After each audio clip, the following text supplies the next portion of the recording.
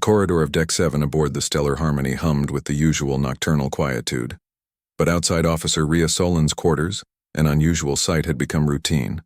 3 massive forms lay sprawled across the entrance, their obsidian scales gleaming under the dim corridor lights. The largest of them, Cub Drav, lifted his wedge-shaped head as footsteps approached, his amber eyes tracking the movement with predatory precision. Commander Vexlar stopped short, his forearms crossing in a gesture of bewilderment. The Zenthari officer had seen many peculiar things in his 30 cycles of service, but this scene continued to baffle him. Security breach, he muttered into his comm device. 3 Krell juveniles blocking Officer Solen's quarters. Again. The response crackled back immediately. Sir, we've logged this 14 times this lunar cycle. The human. She insists they're not a threat. Vexlar's mandibles clicked in frustration. The Krell were apex predators from Draconis Prime, creatures whose adult forms could tear through reinforced hull plating.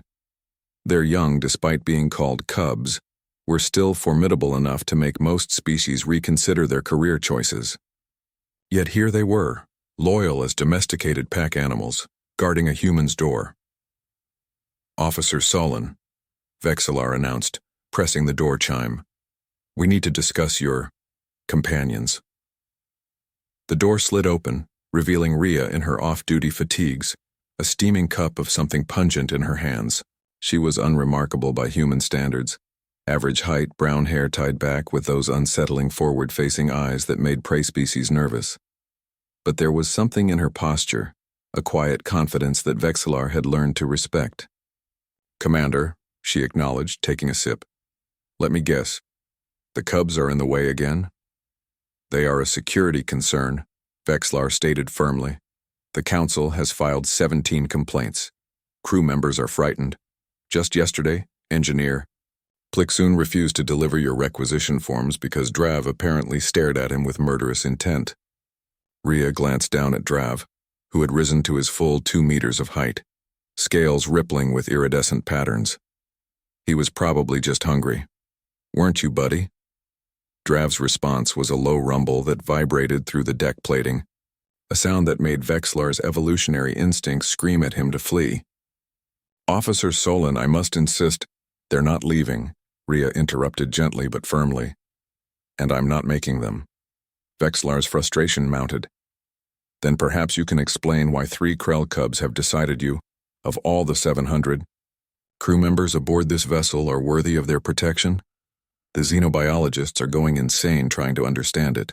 Rhea's expression softened, and she looked past Vexlar at the other 2 cubs, Syra and Keth, who had now joined Drav in forming what could only be described as a living barricade.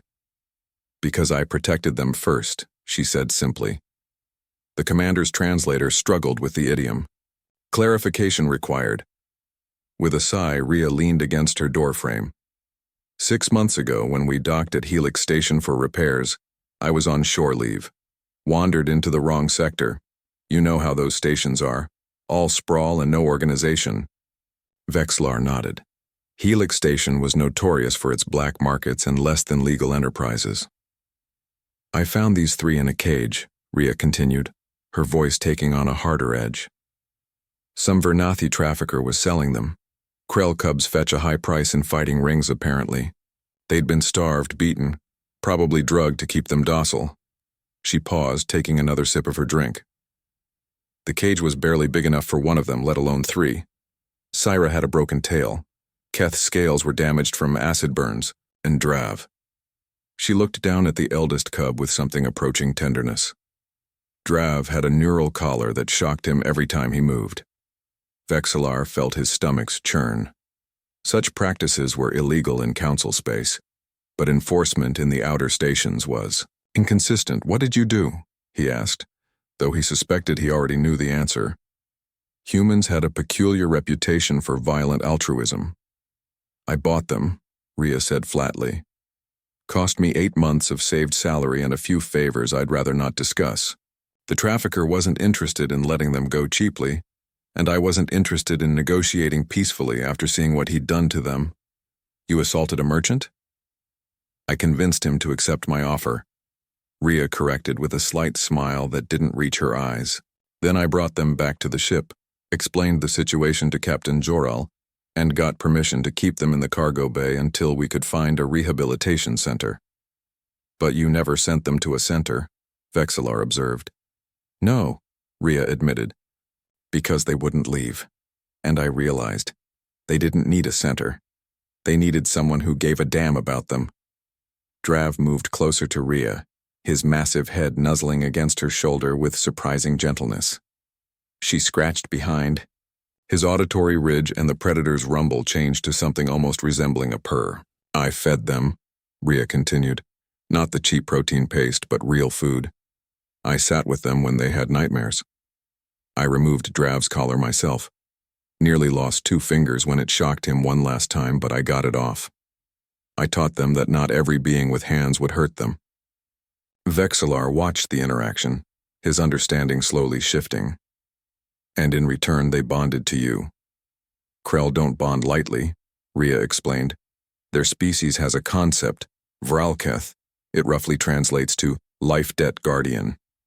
When Yizao, someone saves a Krell's life, especially a cub's life, they remember, forever. Drav, Syra, and Keth decided I was worth protecting because I decided they were worth saving. The commander stood silently for a long moment, processing. His species valued contracts, hierarchies, logical exchanges of service. But this was something his xenopsychology courses had mentioned but never fully explained. Humans called it loyalty, others called it pack bonding, some called it insanity. The complaints, Vexillar finally said. They will continue. Let them complain, Rhea replied, her voice carrying a note of steel. These cubs have been tortured, sold, and treated like objects. Now they're safe, healthy, and they've chosen to guard my door. I'm not going to tell them to stop just because it makes some people uncomfortable. Drav's amber eyes fixed on Vexillar, and for the first time, the commander understood what he was seeing. Not a threat, not aggression, but warning. A promise that this door and the human behind it would not be breached while breath remained in those massive bodies. I will.